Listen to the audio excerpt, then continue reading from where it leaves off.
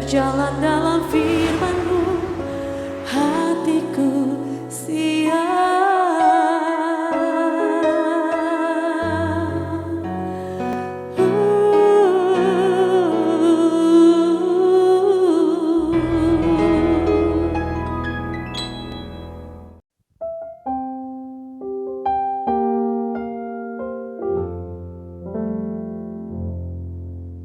Salam, God Lover yang dikasih oleh Tuhan, senang boleh kembali bersama saudara semua dalam program Raise and God malam hari ini.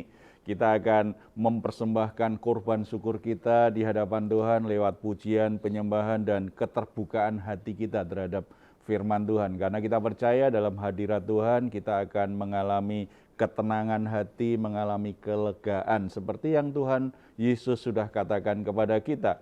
Marilah kepadaku semua yang letih lesu dan berbeban berat, aku akan memberi kelegaan kepadamu. Sungguh sesuatu yang luar biasa karena kita boleh membawa semua beban berat kita, semua permasalahan kita kepada Dia. Tuhan berjanji akan memberi kita kelegaan, berarti ada ketenangan untuk bisa beristirahat, untuk bisa menanggung segala perkara. Tidak perlu kita menjadi stres terus karena jiwa kita, batin kita diberi kelegaan oleh Tuhan. Mari kita datang dalam doa.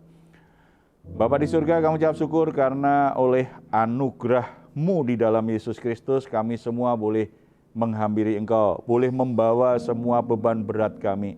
Tuhan, kami bawa segala pergumulan hidup kami yang sedang kami alami saat ini. Bahkan mungkin orang lain tidak peduli dengan apa yang terjadi dengan hidup kami. Tapi kami sangat percaya ketika kami membawa pergumulan itu kepadamu, Engkau sangat peduli dan Tuhan akan menolong kami. Memberi kami kelegaan dari segala tekanan itu, kami akan menjadi tenang, damai sejahtera. Supaya kami tetap bisa beristirahat walaupun kami punya banyak masalah, kami tetap bisa beristirahat karena Tuhan yang memberi kami ketenangan, yang membuat kami bisa tidur dengan tenang, dengan nyenyak malam hari ini. Bahkan kami percaya ketika kami terus berjalan bersama Tuhan, Engkau akan memberi kami kekuatan, memberi kami jalan keluar yang kami butuhkan. Kami tidak dikuasai oleh masalah terus-menerus. Kami bisa melewatinya berkemenangan. Kemenangan-kemenangan yang terjadi membuat hidup kami menjadi kesaksian yang nyata betapa Tuhan mengasihi dan membela hidup kami. Kerinduan hati kami, nama-Mu selalu dipuji dan dimuliakan melalui kehidupan kami semua Bapa. Ini kami Bapa, ini pujian penyembahan kami dalam nama Tuhan Yesus. Amin. Terima kasih Tuhan. Bersyukur, bersyukur, bersyukurlah, bersyukur karena kasih setia-Mu. Ku sembah, ku sembah, ku sembah dan ku sembah. Selama hidupku ku sembah Kau Tuhan.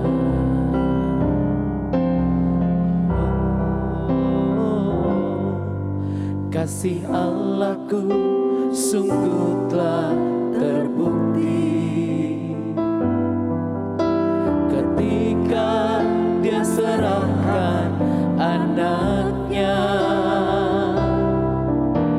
Kasih Allah mau berkorban bagi kau dan aku. Tak ada kasih seperti kasih-Mu. Mari bersyukur, bersyukur, bersyukur, bersyukurlah, bersyukur karena kasih setia-Mu. Ku sembah, ku sembah, ku sembah dan ku sembah. Selama hidupku ku sembah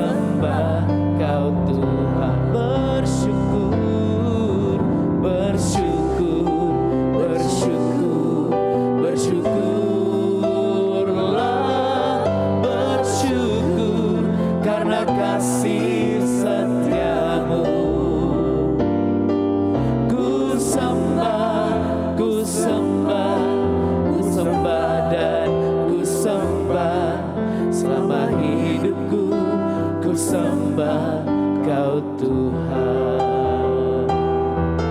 Haleluya.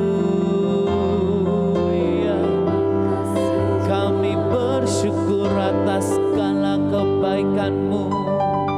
Kami bersyukur atas segala kasih-Mu Tuhan.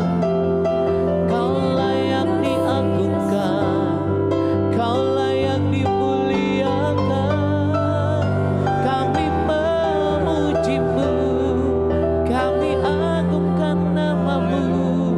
Sebab nama-Mu mulia, sebab nama-Mu besar, sebab nama-Mu ajaib. Yesus Tuhan, terima kasih Tuhan. Kasih-Mu melebihi dari segalanya Tuhan. Haleluya Tuhan.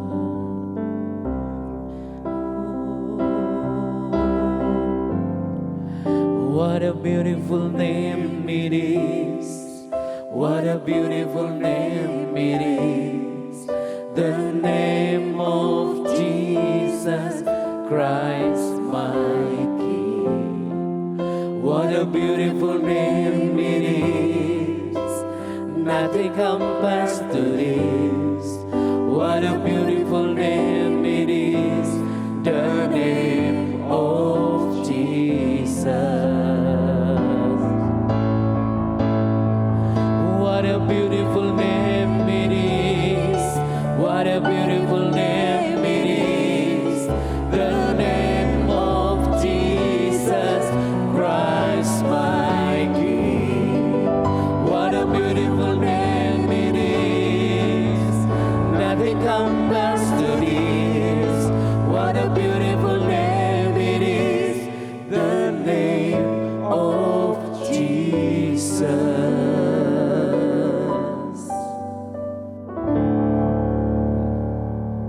Puji Tuhan, nama Yesus Kristus layak untuk dipuji dan diagungkan senantiasa.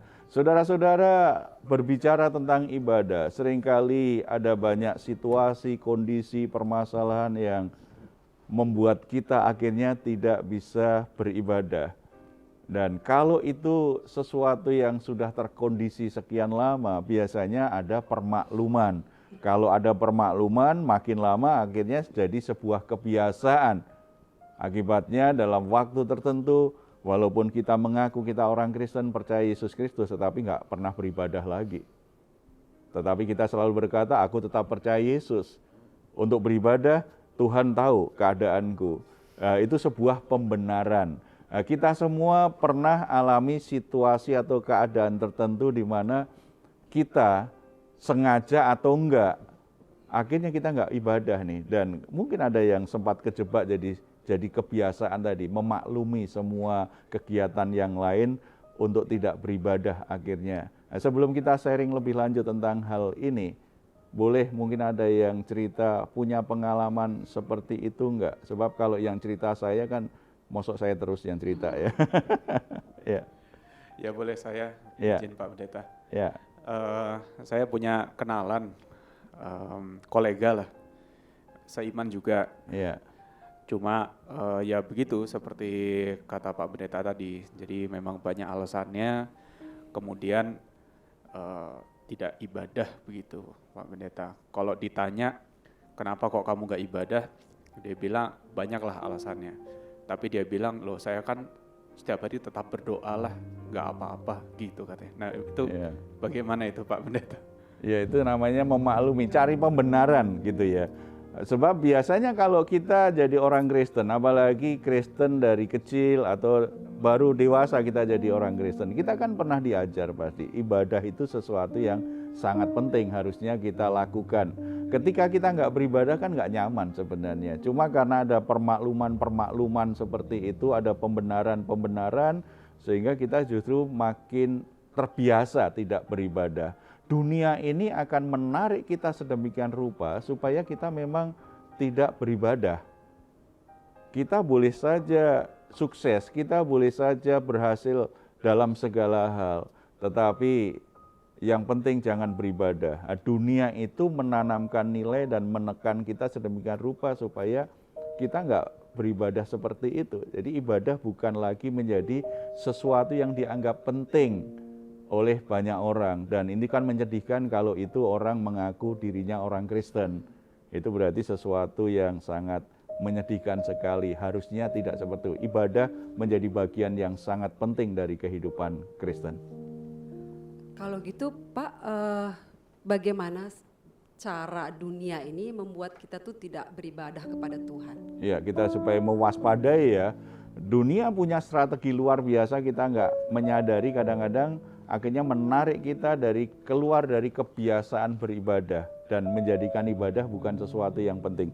Kita bisa belajar dari Alkitab, dari Keluaran.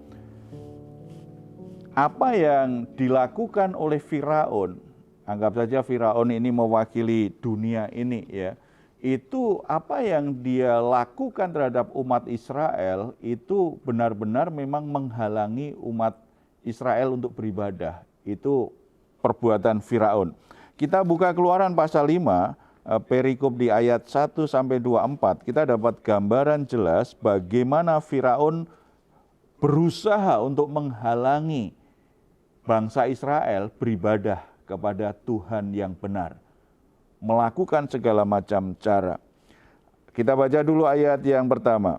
Kemudian Musa dan Harun pergi menghadap Firaun, lalu berkata kepadanya, beginilah firman Tuhan Allah Israel, biarkanlah umatku pergi untuk mengadakan perayaan bagiku di padang gurun. Salah satu alasan Tuhan membawa umat Israel keluar dari Mesir adalah supaya mereka bisa beribadah kepada Tuhan. Sebab umat Israel ketika di Mesir sulit sekali beribadah, bahkan sudah mulai melupakan ibadah-ibadahnya dengan berbagai alasan. Tuhan ingin membawa mereka keluar dari Mesir supaya mereka bisa memberikan korban persembahan, bisa beribadah dengan benar. Musa dan Harun disuruh Tuhan menghadap Firaun, tujuannya ini, perbolehkan bangsa Israel keluar dari Mesir sebab kami akan beribadah kepada Tuhan. Reaksi dari Firaun adalah reaksi dunia ini yang berusaha menghalangi umat Allah ini bisa beribadah dengan benar.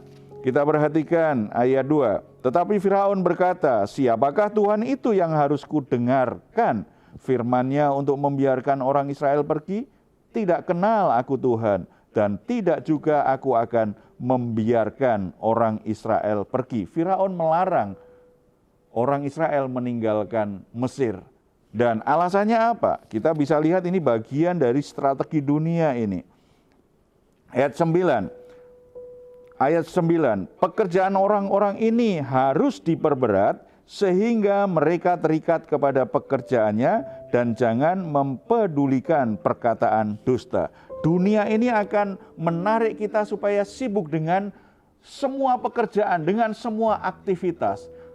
Dunia ini akan membuat kita sangat sibuk sekali. Saking sibuknya akhirnya kita berkata gak sempat beribadah. Dunia ini akan bekerja sedemikian juga. Sistem dunia ini akan membuat kita akhirnya sibuk dengan banyak kegiatan, dengan banyak pekerjaan, supaya kita lupa ibadah atau kita nggak sempat beribadah. Bahaya dari kesibukan ini salah satunya sebenarnya di sini. Kenapa banyak orang Kristen tidak beribadah? Karena kadang-kadang awalnya motivasinya bagus. Aku harus bekerja dong, aku kan kepala keluarga, aku punya keluarga, aku harus bekerja. Kemudian mulai bekerja. Ketika bekerja semakin ada kesempatan yang besar, peluang yang banyak. Kadang-kadang kan itu berarti waktu yang diberikan tambah banyak ini. Semakin sibuk. Lalu tetap saja jadi alasan. Ini kan pekerjaan dari Tuhan nih. Saya dapat pekerjaan ini kan karena Tuhan. Saya berdoa Tuhan kasih saya pekerjaan. Masa saya tidak melakukannya dengan baik, makin lama dia larut dalam kesibukannya sedemikian rupa. Awal dia berkata pekerjaan ini dari Tuhan, tetapi gara-gara pekerjaan itu dia lupa sama Tuhan. Halus sekali, tidak disadari. Demikian juga kadang-kadang tidak disadari juga dengan orang-orang yang giat dalam pekerjaan Tuhan. Sudah di pekerjaan sibuk, kemudian ikut pelayanan, sibuk lagi. Alasannya juga sama, kan pekerjaan Tuhan, saya harus beri waktu yang terbaik.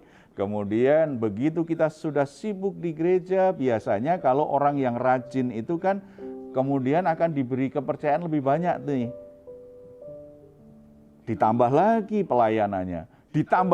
pelayanannya, sehingga waktunya habis. Dari pagi sampai sore bekerja, dari sore dari kantor langsung ngurus pelayanan, pulang setiap hari jam 10. Sibuk sekali. Minggunya mungkin masih datang beribadah di gereja, kelelahan. Meleknya hanya pas nyanyi. Begitu khotbah, sudah kelelahan, tidur. Beruntung kalau tidak ngorok, tapi kalau ngorok di gereja kan malu. Ya, ini terpola kadang-kadang, terpola. Banyak orang di masa kini merasa istirahat itu sesuatu yang salah. Bahkan ada hamba Tuhan saya ketemu, kalau dia istirahat terlalu lama dia merasa, saya merasa berdosa di hadapan Tuhan. Saya hamba Tuhan kok males. Sehingga dia sangat stres dengan pelayanannya, terlalu capek dengan pelayanannya. Tuhan punya pola kerja jelas, 6 hari bekerja, 1 hari beristirahat. Artinya apa? Tuhan rancang manusia sebagai ciptaan yang serupa dengan manusia itu apa? Ada sebuah pola dalam hidup kita yang Tuhan rancang. Oke, kamu harus kerja baik, kamu rajin bekerja, kerja keras itu bagus, tetapi ingat ada batas dengan tubuhmu, batas dengan jiwamu, ada waktu di mana kamu harus beristirahat, kamu harus bersabat. Tuhan kadang-kadang harus paksa kita kan, kita sakit baru kita punya sabat, baru kita bisa mau beristirahat. Tetapi ada banyak orang pun kadang-kadang sakit masih maksain diri tuh. Padahal itu sudah Tuhan izinkan untuk beristirahat, ya. Jadi saudara-saudara, dunia ini akan membuat kita sibuk. Iblis seringkali tidak halangi kita untuk sibuk melayani. Terus pelayanan aja, supaya sampai akhirnya kita tidak benar-benar punya waktu untuk Tuhan, punya waktu untuk diri sendiri. Sibuk, akhirnya lelah, sakit penyakit mulai datang, stres mulai datang, hubungannya mulai rusak, rumah tangganya berantakan, hubungannya dengan orang lain berantakan. Gara-gara kesibukan. Jadi hati-hati dengan sistem dunia yang membuat kita sibuk. Ikuti polanya Tuhan. Kita bekerja memang harus, tetapi ingat ada waktu kita harus istirahat. Istirahat itu bagian dari kita mengasihi Tuhan. Karena dengan beristirahat, kita sedang menyiapkan tubuh kita supaya kita lebih sehat dalam melayani Tuhan.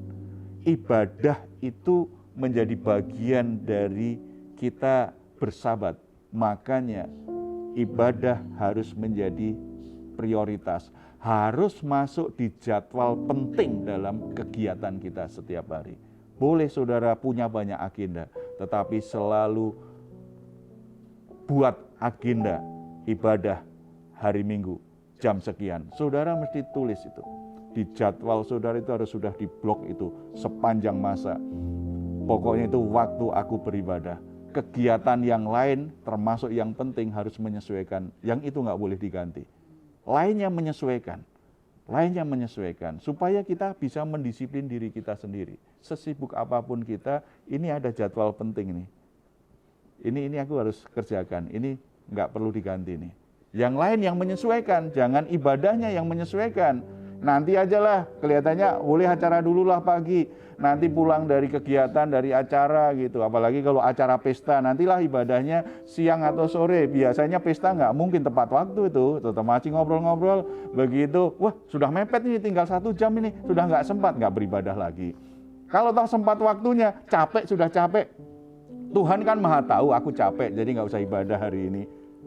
Kadang-kadang sikap-sikap, menurut saya itu sikap nggak sopan dengan Tuhan. Tapi seringkali orang Kristen itu begitu, sering memaklumi itu.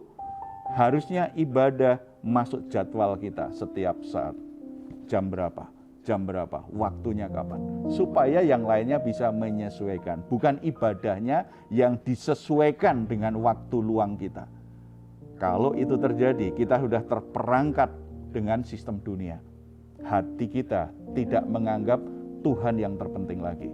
Yang terpenting adalah acara kita, kesibukan kerja kita. Itu bahaya untuk kerohanian kita. Tidak hanya itu, Firaun kemudian juga membuat bangsa Israel semakin menderita. Kalau kita baca ayat 10 dan 11 ya. Maka para pengerah bangsa itu dan para mandurnya pergi dan berkata kepada mereka, beginilah kata Firaun, aku tidak memberi jerami lagi kepadamu. Pergilah kamu sendiri mengambil jerami di mana saja kamu mendapatnya, tetapi pekerjaanmu sedikit pun tidak boleh kurang. Dan ini diberi masalah yang lebih berat lagi kan? Sebelumnya jerami diberikan karena mereka disuruh buat batu bata. Tetapi sekarang jerami tidak aku berikan, kalian cari sendiri. Tetapi target batu batanya tidak boleh berkurang, berarti masalahnya tambah berat. Tekanan kerjanya tambah berat. Dunia ini seringkali memberi kita tekanan semakin berat supaya kita nggak beribadah. Tekanan hidup itu bertambah. Dan ketika tekanan itu semakin berat, banyak orang akhirnya bolos ibadah. Dan seperti itu, alasannya aku lagi banyak masalah, aku lagi stres.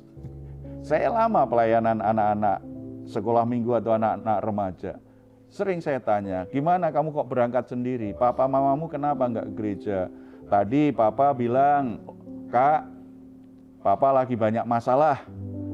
Jadi titip salam saja supaya didoakan. Tidak ke gereja hari ini. Jadi kalau punya masalah hanya titip salam. Kalau lagi stres berat, lagi depresi, lagi beban berat pergumulannya, tidak hanya titip salam. Kadang-kadang iya titip salam sama Pak Pendeta supaya didoakan. Kami sedang punya pergumulan dan beban berat. Ini kan tipu daya dunia.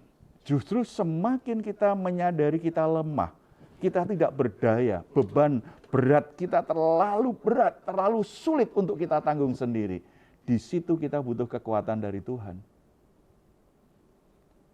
Semakin kita sadar kelemahan kita, ketidakberdayaan kita, harusnya kita datang kepada Tuhan. Supaya kita sanggup bertahan melewati kesulitan hidup yang begitu berat. Dunia ini memberi kita sebuah nilai palsu.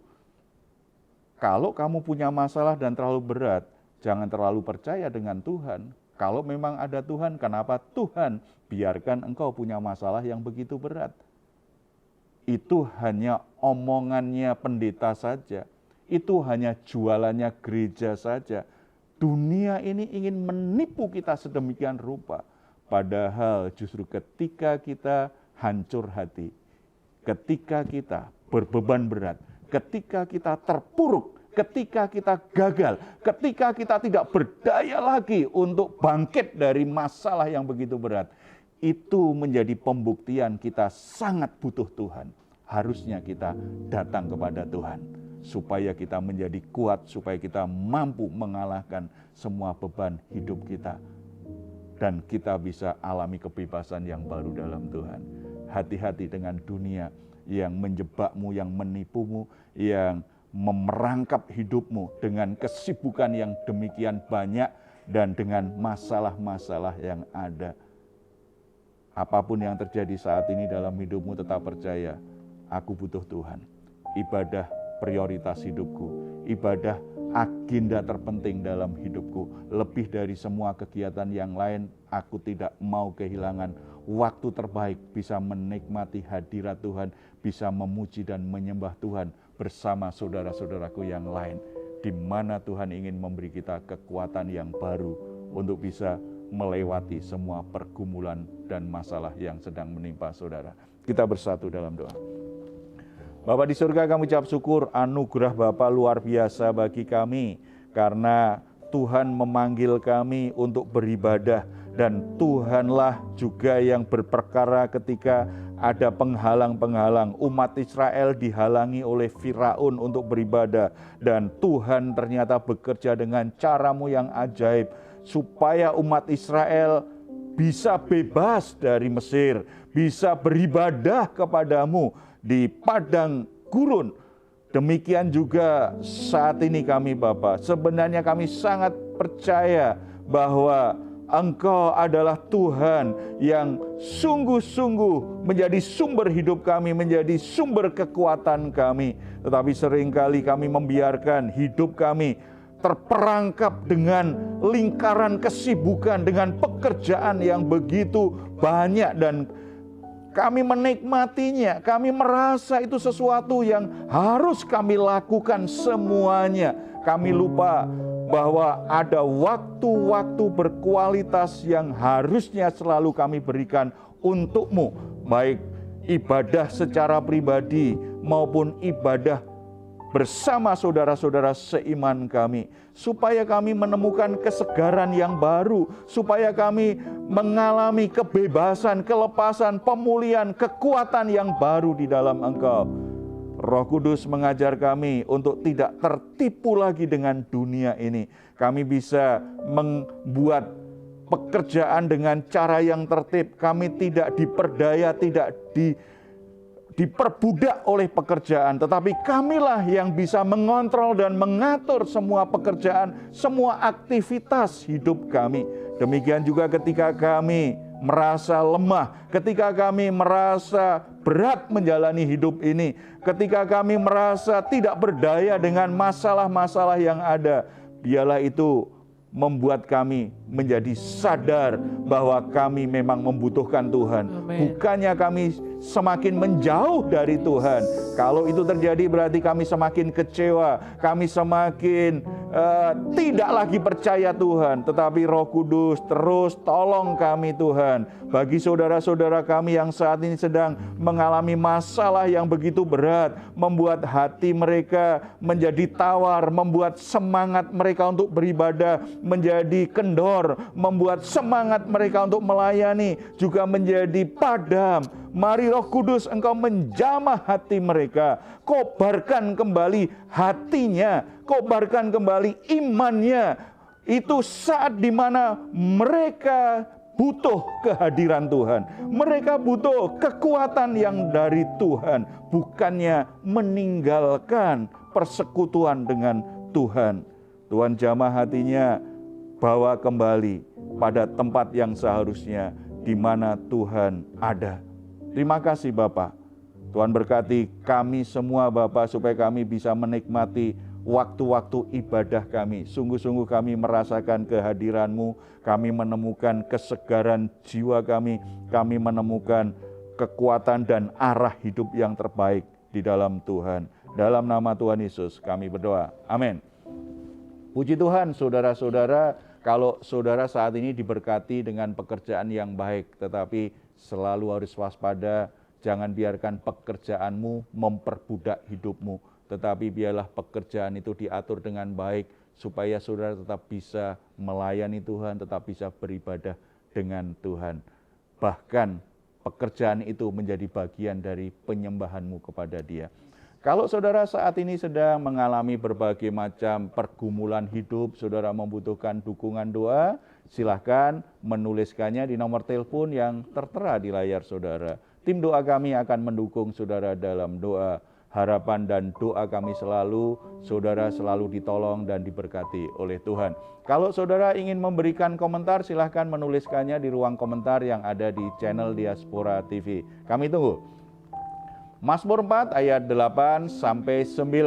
Engkau telah memberikan sukacita kepadaku lebih banyak daripada mereka ketika mereka kelimpahan gandum dan anggur. Dengan tentram aku mau membaringkan diri lalu segera tidur, sebab hanya Engkaulah ya Tuhan yang membiarkan aku diam dengan aman. Puji Tuhan, selamat malam, selamat beristirahat. Tuhan Yesus memberkati kita semuanya. Salam. What a beautiful name it is. What the beauty